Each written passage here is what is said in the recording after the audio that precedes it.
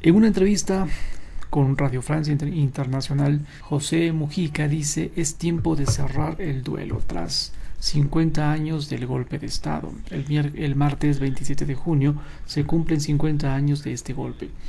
Ese mismo día, en 1973, el entonces presidente Juan María Bordaberry decreta la disolución de la Asamblea Nacional, mientras el ejército se desplegaba en Montevideo. Este es el punto de partida de una dictadura cívico-militar que duró 12 años, hasta marzo 1985. Con este motivo, pues Radio Francia, este medio, pues entrevistó a José Mujica para hablar al respecto. Buenas tardes, le pregunta el periodista de este medio, expresidente uruguayo José Mujica. Muchas gracias por estar aquí con nosotros en Radio Francia Internacional. Primero le preguntan por qué quieren saber que usted hable de los años previos a la dictadura, marcados por una fuerte crisis económica y social. ¿De qué manera esta situación llevó al golpe de Estado? José Mujica responde: mi pequeño país, como Río de la Plata, vivió en una siesta interesante, dijo. Éramos el país más igualitario de América Latina, nos llamaban la Suiza de América en la década de los 40.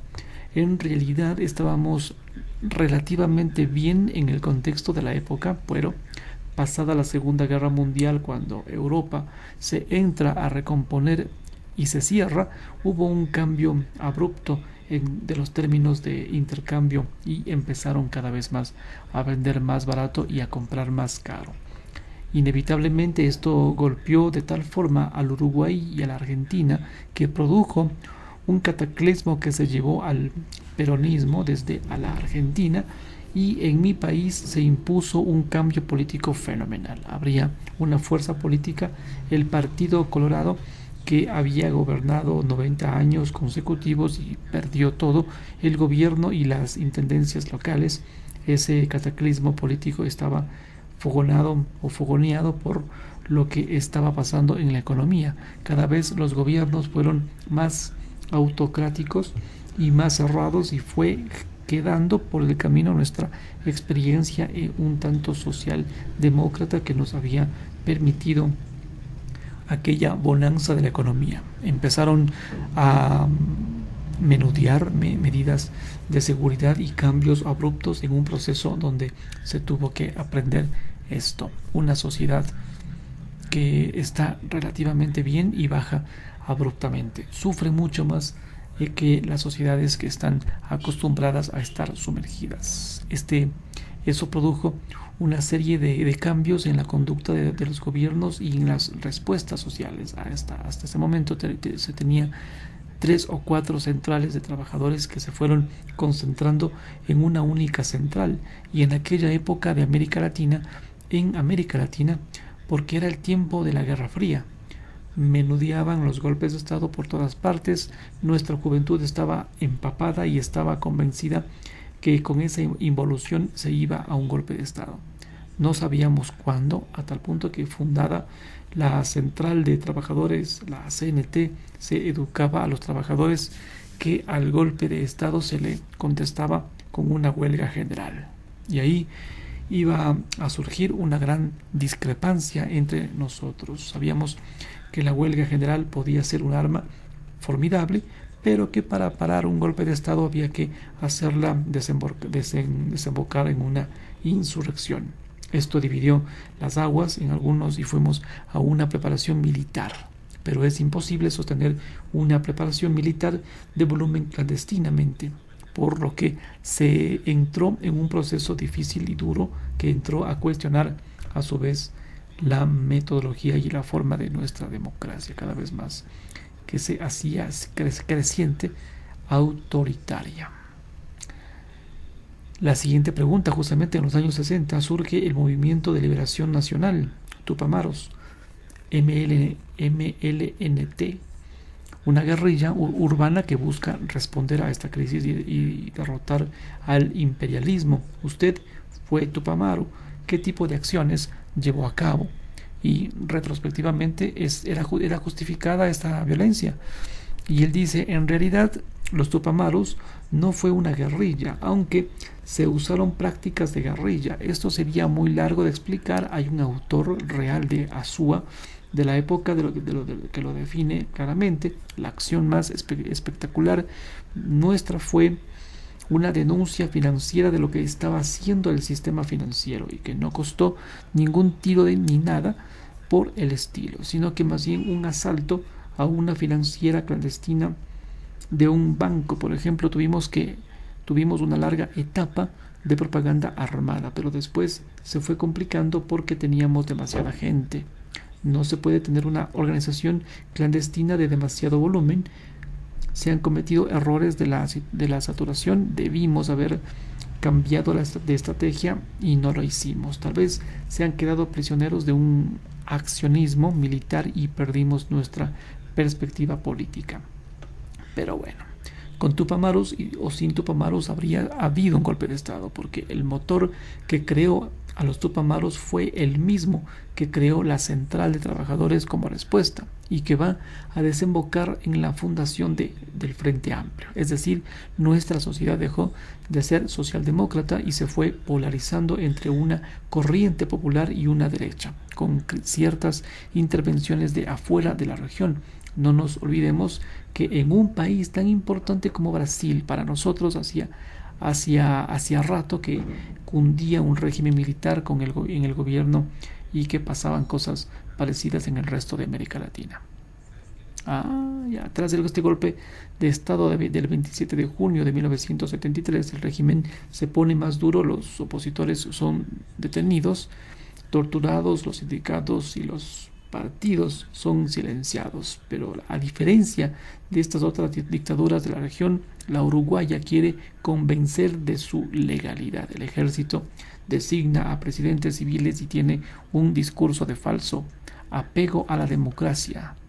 El periodista con esta intro le pregunta a qué se debe esta particularidad de Uruguay y él responde: José Mujica, justamente acá influye la historia. Si se compara la violencia del Uruguay con el resto de lo que pasó en otros países, en otras partes, se diría es poco significativa, porque en el Uruguay de la vida humana costaba mucho del punto de vista político. Había mucha sensibilidad por nuestra historia, por nuestro modo de ser, por la cultura. No hay que olvidarse que nosotros en la década de los 20, del 30, teníamos un PBI similar a lo que puede ser Bélgica, que los consejos de salarios para nosotros son de la década del 40, que tuvimos gobernantes que decían en 1910 que el sindicato es el abogado de los pobres, que tuvimos un país que le dio el voto a la mujer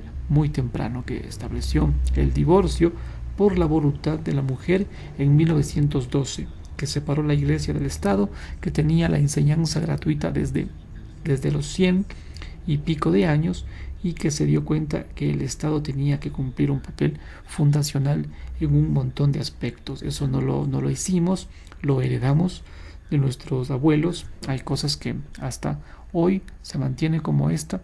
La energía pública que está en manos de una empresa pública, el combustible de la energía eléctrica está en manos de una empresa pública que se fundó en esa época, etcétera, etcétera, etcétera. Bueno, es un país raro. Los principales bancos son del Estado. Ese país amortiguador se encontró con otra realidad abruptamente y sufrió enormemente. Le pregunta: señor Mujica, durante todos estos años de la dictadura usted estaba preso y formó parte de los llamados rehenes de la dictadura, retenidos bajo amenaza de ser ejecutados si los Tupamaros cometían alguna acción. ¿En qué condiciones los tenían presos? Y dice: nos cambiaban de cuartel cada 6 meses. 6 meses. Yo estuve 7 años sin libros, sin poder leer. Debió haber sido tortura. Los primeros meses de esa prisión las pasé atado con alambre. Wow. La noche que me ponían un colchón para dormir me sentía contento. A veces pasé 2 meses sin bañarme. Vaya. Me bañaba con un vaso de agua y un trapito como la gente del desierto. vaya, y en absoluta soledad, con alguna visita de mi familia, una vez por mes, de mi madre particularmente, y a veces 10, 15 días sin una hora de patio, ni sol ni nadie por el estilo. Fue duro, pero a su vez para mantenerme vivo tuve que entrar a rumiarlo mucho, que había leído de joven, y creo que no sería pues quien soy si no hubiera buceado tan adentro en esas fuerzas ocultas que llevamos dentro y que no utilizamos. Curiosamente, visto en perspectiva, fueron los años donde aprendí más en la soledad, porque entré a repensar lo mucho que había leído en mi temprana edad, juventud, y que seguramente no había asimilado. Yo aprendí esto: no dejarse dominar por el odio, el fanatismo, entender que hay cuentas que no se cobran y que hay que vivir para adelante. Bien. En otra pregunta, con otras dictaduras de la región, Uruguay formó parte del Plan Cóndor, un programa común de exterminio de opositores. ¿Diría usted que Uruguay fue una pieza clave de esta operación? Dice José Mujica: fue una pieza que participó. En realidad, el nudo ideológico del Cóndor venía con los cursos que daban en Panamá a los militares y a la policía. Acá se menudeó en la tortura, se enseñó a dar respuesta, se estaba sembrando la simiente del Estado terrorista. Eso fue una disciplina en el marco de Guerra Fría que se difundió hacia las policías latinoamericanas y a la oficialidad de los ejércitos. El Cóndor es un producto intelectual de creación de afuera que fue implantado, asumido, de lucha clandestina del Estado, de cosas que legalmente no se podían hacer y que se hicieron en la Argentina, en el Uruguay, en Brasil, en Paraguay, en Chile, con una comunicación particular y con una colaboración clandestina entre estos resortes para perseguir gente, para hacer trabajo de infiltración, para torturar, para asesinar, que costó la vida de insignes compatriotas, legisladores del Partido Nacional y del Partido Colorado, Héctor Gutiérrez Ruiz y Selmar Michelini. Nota del editor, ¿no? Aquí la persecución y muchos otros más. La siguiente pregunta: tras la vuelta de la democracia en 1985 y en 1986, el Parlamento vota la ley de caducidad de la pretensión punitiva del Estado, con la que sella la impunidad de la dictadura. En el 2009, el mismo día en que usted sale victorioso de la primera vuelta de las elecciones, el pueblo rechaza por referendo dejar sin efecto esta ley. ¿Cómo vivió usted este momento? Una paradoja. Y dice: había miedo en la sociedad por lo que vivió en la dictadura. No es que la sociedad olvidara, es que la sociedad no quería repetir. Había muchísima gente que tenía miedo, y es lógico, humanamente hay que entenderlo. La gente mira para adelante y el pasado amargo trata de sepultarlo. Desde luego, sabemos que jurídicamente, internacionalmente, hay delitos que no desaparecen nunca, pero esa es una explicación jurídica con muchos fundamentos morales. No es el sentir de las sociedades. Las sociedades a veces no quieren ni recordar las amarguras que pasaron por miedo. Justamente tras años de inmovilismo en materia de derechos humanos y de justicia, en el 2005, con Tabaré Vázquez, se empieza a buscar a los desaparecidos. En el 2010, Bordaberry es sentenciado a 30 años de prisión. En 2012, usted reconoce la responsabilidad del Estado por crímenes de la dictadura. ¿Han sido suficientes los avances en materia de esto, de justicia? Y dice: no, es una mancha en nuestra democracia.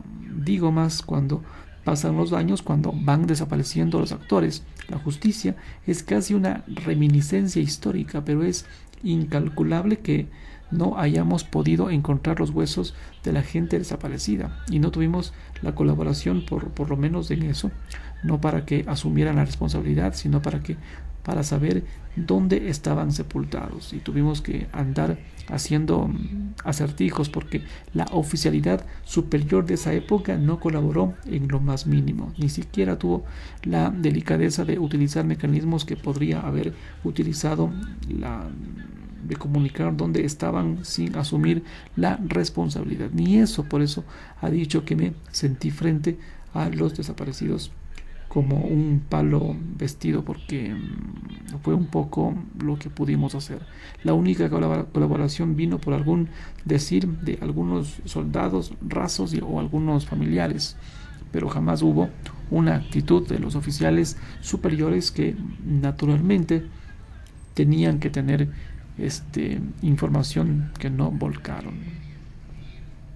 Entre las últimas preguntas, usted ha dicho varias veces que prefiere la verdad sobre la justicia, y responde: porque la verdad es la justicia, porque cuando la gente se muere y se va, ¿para qué me sirve tener a ancianos presos si es que algunos quedan?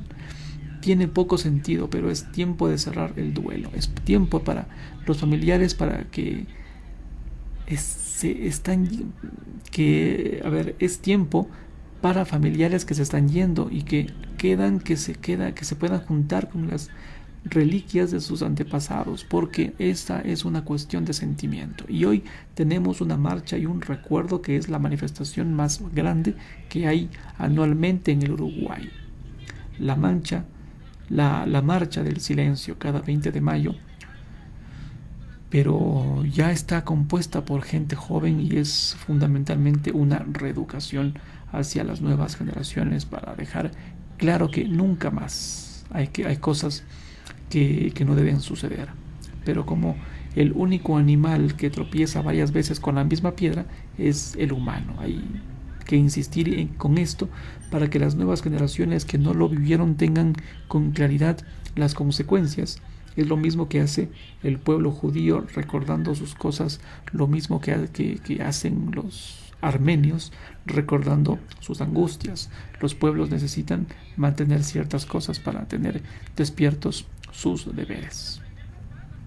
Y sí, en otra pregunta, hablando de las nuevas generaciones en Chile, la movilización de la juventud logró dar un impulso democrático al país, aunque fue de corta duración y acabó hace poco con una nueva victoria de la extrema derecha. ¿Qué piensa usted de la juventud uruguaya? ¿Qué esperanzas tiene para el futuro de este país?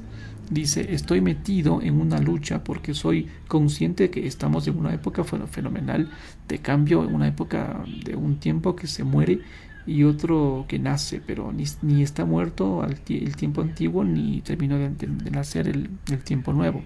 Y por eso la juventud es tan crítica, tan llena de promesas y tan flanqueada por problemas de dimensiones colosales, como el cambio climático, por ejemplo, como las tendencias migratorias sin respuesta, cosas que no reconocen fronteras, porque ya no somos un conjunto de tribus peleando por su territorio, sino que somos una humanidad de 8.000 millones de habitantes que se han transformado en un fenómeno geológico.